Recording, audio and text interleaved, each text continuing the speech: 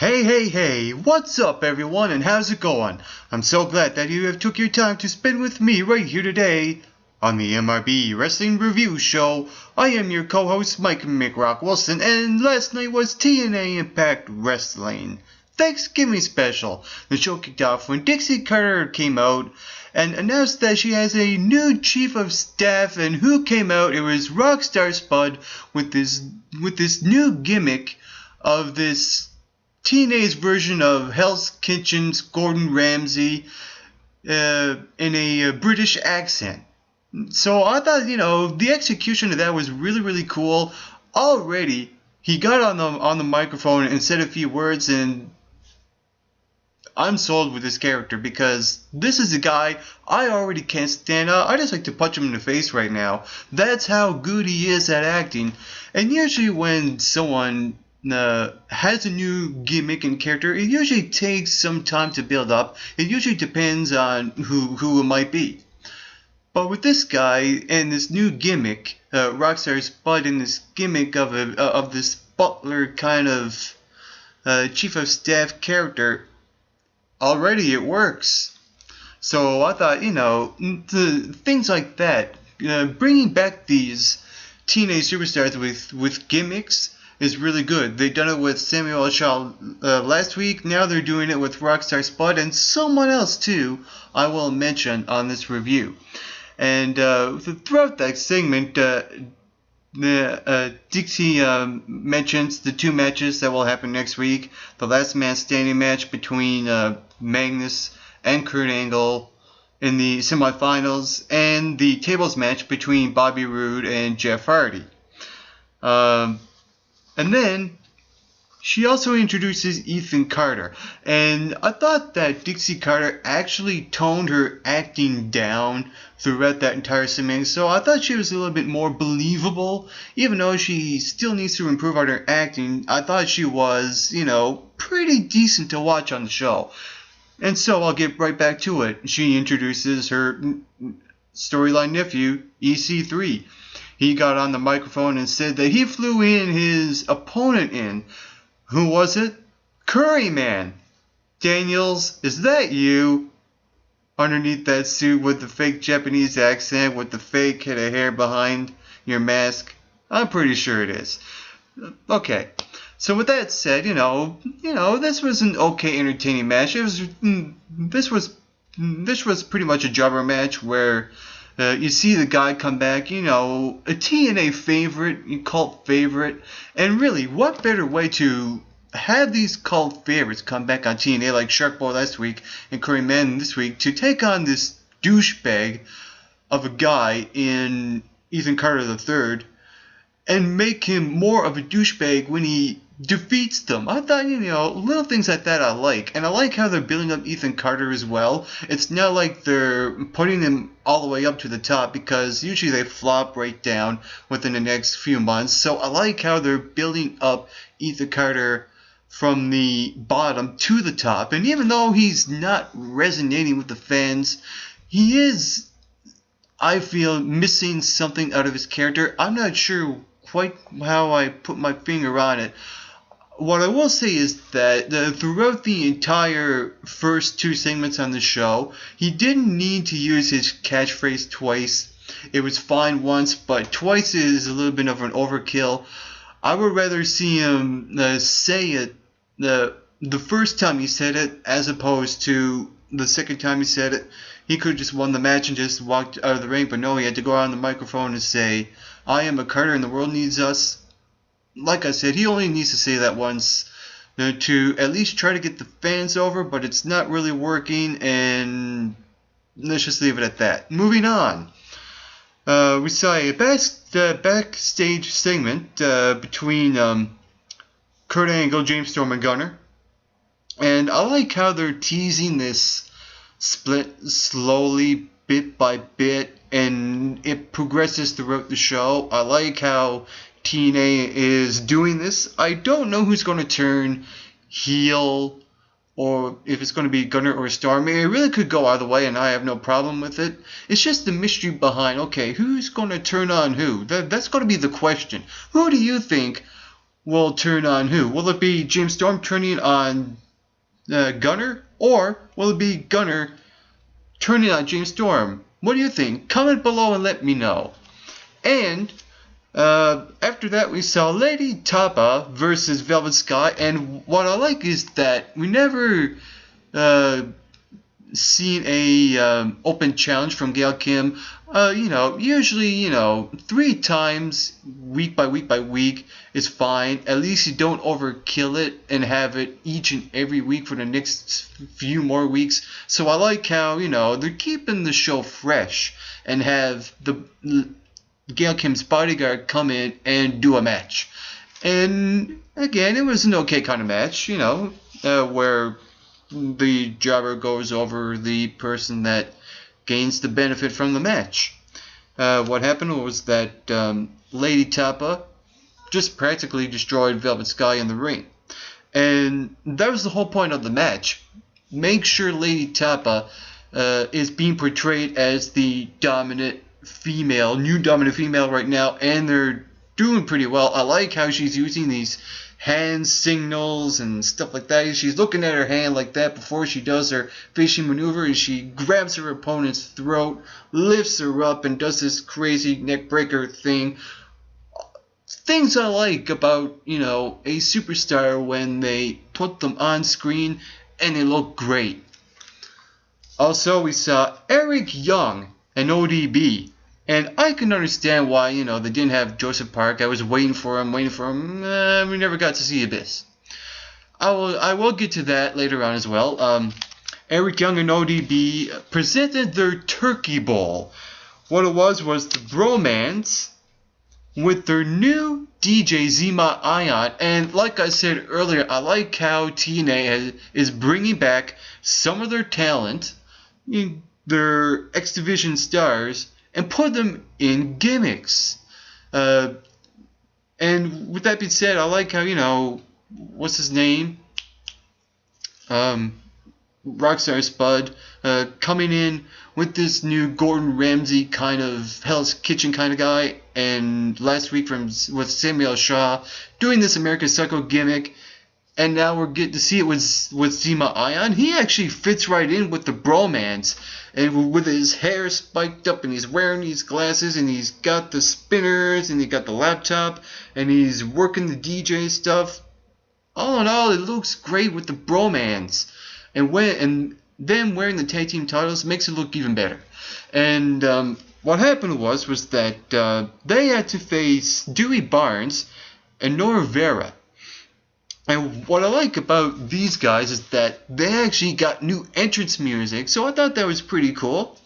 And what happened was that, when the match started, as soon as the match started, a double schoolboy, but only got a 2 count, and then the bromance hit their heart attack, their version of CM Punk and Daniel Bryan's, or Britt the Hitman Hart's and the Hart Foundation's move. I'm a little iffy on that, because you don't need to copy tag teams don't need to copy one tag team's move. It's fine with Daniel Bryan and Punk because they're really good wrestlers, but not the bromance, please, not the bromance. Don't use the heart attack ever again. Any other move other than that, I'll be fine with, just not the heart attack. So with that being said, they got the win, and the fans kind of didn't like that, and they had to, Nor Vera and Dewey Barnes had to wear their turkey suits, and the crowd was just totally dead.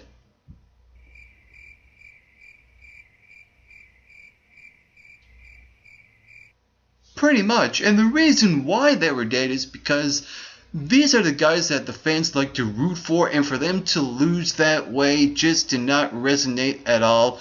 I would rather see them win with this double schoolboy so that the heels of that match had to wear the turkey suits. I would rather that because the fans would have been more entertained than what they got. It just did not work at all.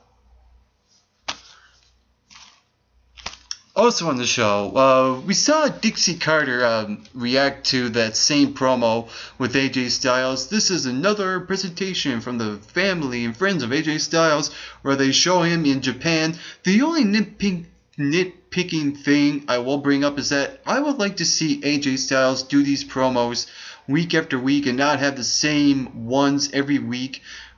Because we already saw this promo where he goes to Japan last week, and the same thing with Mexico as well, the following weeks after.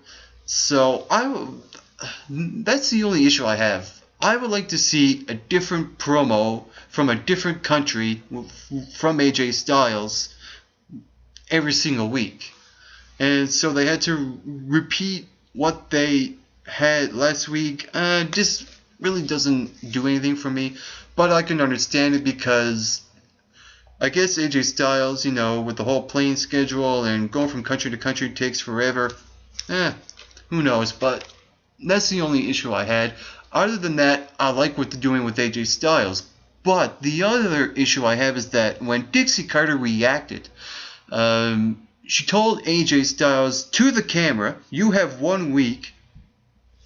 Like I said, yes, 1 week to give back her property, the car that she had, and the TNA World Heavyweight Championship.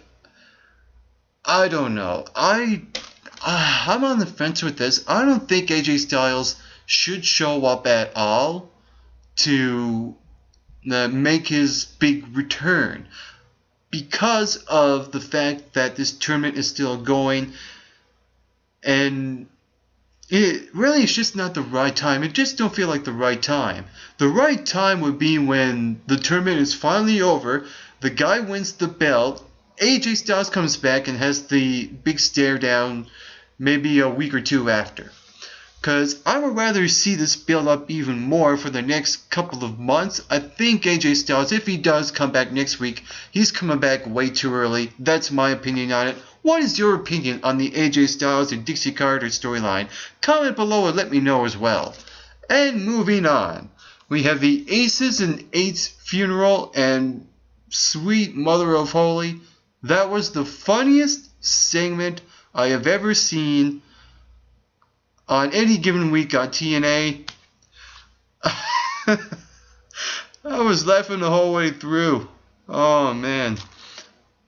Funny as hell. Anderson, I love how he was introduced on that segment. He comes out of the casket.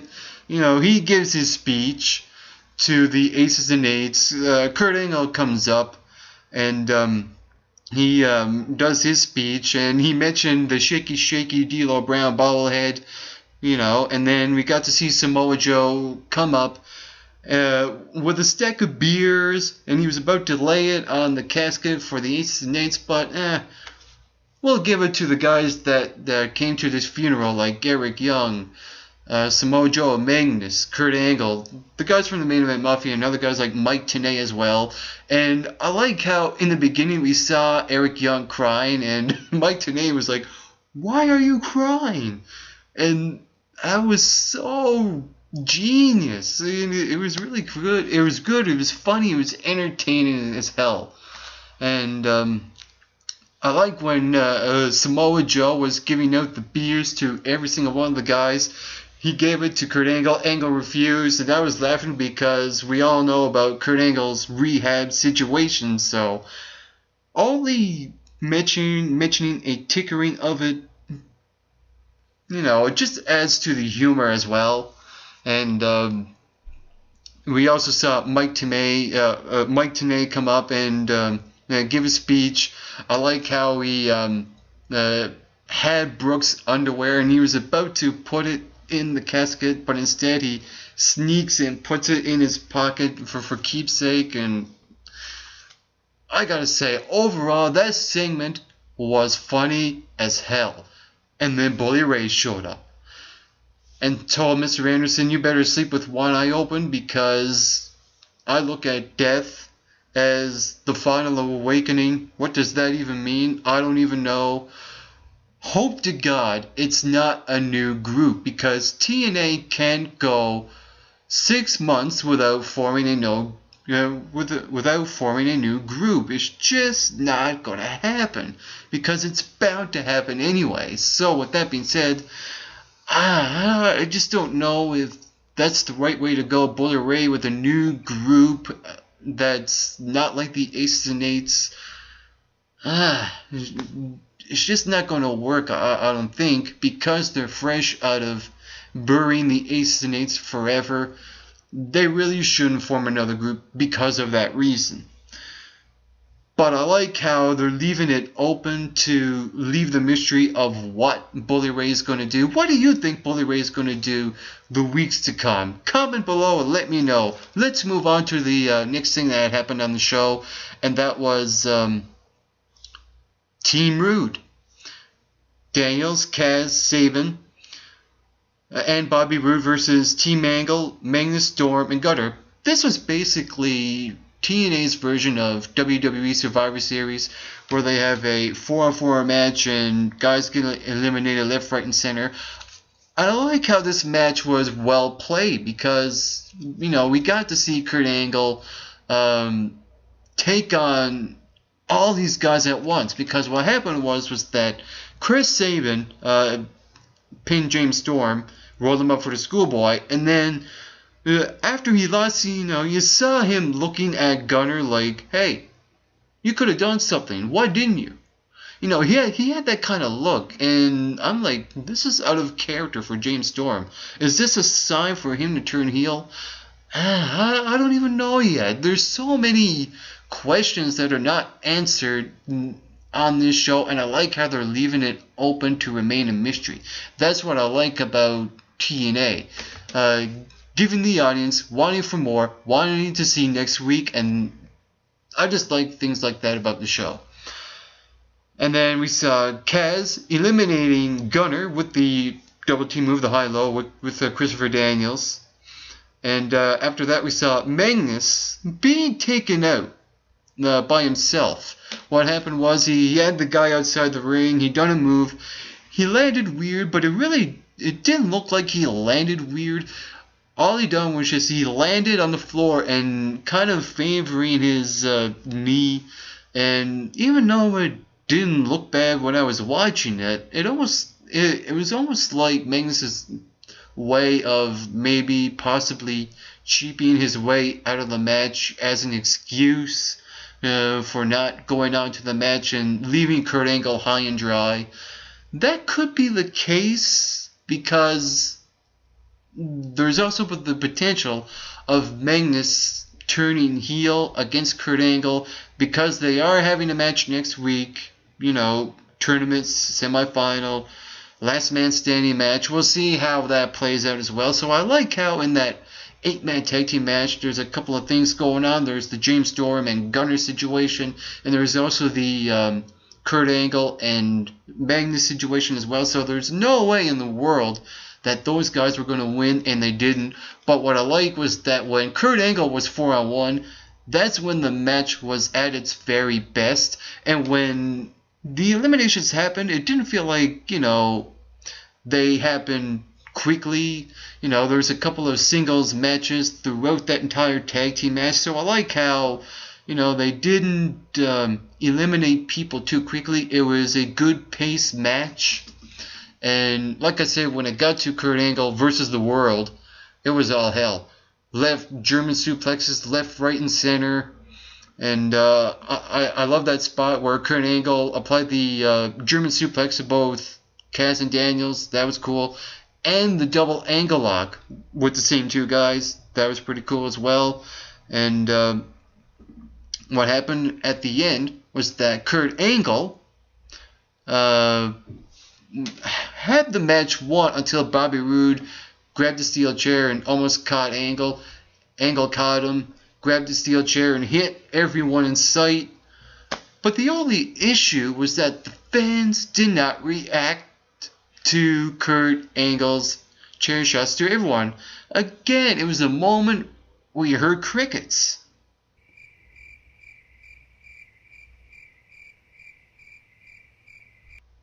So it really didn't feel like, that was a satisfying ending. I would rather see Kurt Angle eliminate three guys until it came down to him and Bobby Roode, and Bobby Roode would cheat to win. That's how I would have booked that match. So with that being said, that ending kind of fell flat, didn't resonate with the fans as well as it should have been, but oh well. What happened after that really made up for it.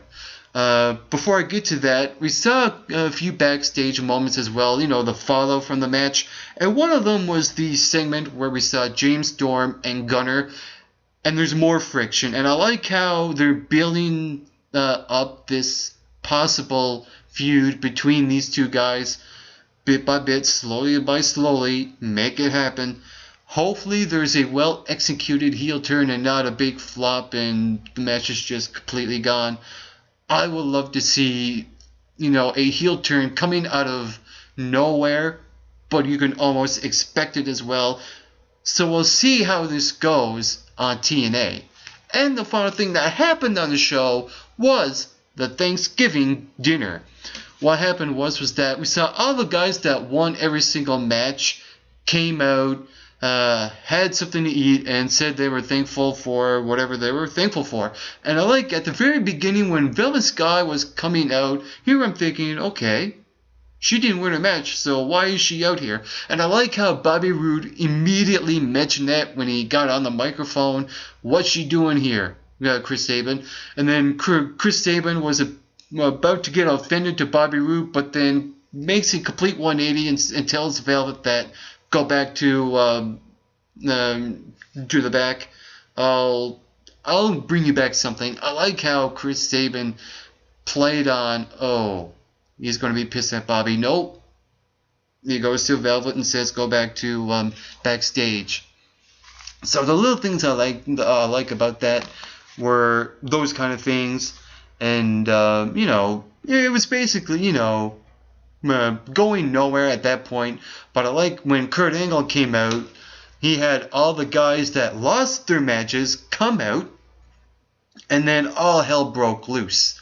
Food fight, cliche as hell segment where everything was just well done. I thought it was pretty good. I was almost expecting Abyss to show up after what happened last week with Bad Influence, because it would make sense for Abyss to have that big moment and just destroy everyone that was in the ring. That's what I was really hoping for, is just to see Abyss come out and then destroy Bad Influence, Bobby Roode, and all the bad guys, Chris Sabin and the Bromans as well. That would have been a better ending, I think. But what I like is that we got to see that food fight that happened between all the good guys and the bad guys. Gail Kim getting the pie in her face from Velvet Sky. So everything actually kind of played out pretty well. Overall, this show was a good thumbs up. Happy Thanksgiving to everyone in the U.S. For the MRB Wrestling Review Show, I'm your co-host Mike Big Rock Wilson, and that was my review of last night's TNA Impact Wrestling. Get plenty of rest and always do your best.